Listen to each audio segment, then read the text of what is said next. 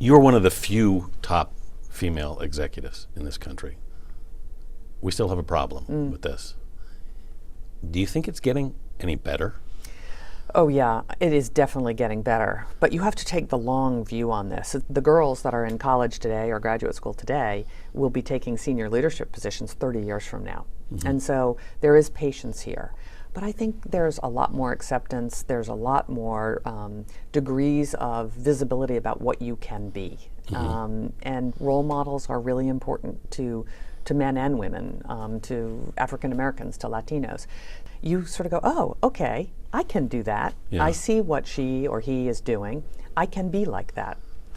And when I was growing up, there weren't too many role models, and now there's a lot more. So I think over the next generation, you'll see a lot more change. But listen, we've made real progress. Maybe not as much as any of us would have liked, but it's very different than when I started. I was at a forum in Davos last year where there was one of the commissioners from the EU was there, and they've implemented this quota in terms of boards. Yes.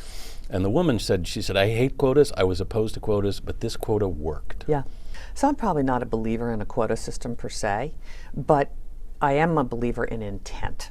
And we all have to work on diversity because left to our own devices, if you just don't try to manage it, people do tend to hire people who look like themselves, who have the same world view. Yeah. And so you have to actually say, listen, here's what we would like to have happen. Our entry class of engineers, we'd like to get to 30% if we could. We'd like to have more senior female leaders in management. Here in Silicon Valley, African Americans, Latinos are very underrepresented in technology.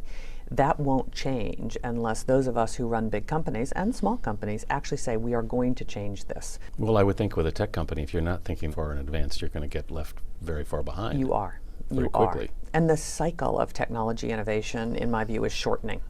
Things are happening much faster. We're on another huge seismic change in this industry. Everything about how technology is bought, how it's paid for, how it's consumed, how applications are written, how end users, both customers and employees, want to interact with technology is changing. The future's coming very fast. It used to take 10 or 20 years to develop something. Now it's 5 years, 4 years. I mean, the cycles are compressing dramatically. And that's exciting, but it's also, how do human beings absorb all this? How do we change our behavior? And I will say one thing that's also, I think, true is generationally, this is some of the biggest generational divide in terms of how people interact with technology. The 50-somethings are very different than the 20-somethings on what they expect, how they use technology. It's as big a generational divide that I've seen in my lifetime.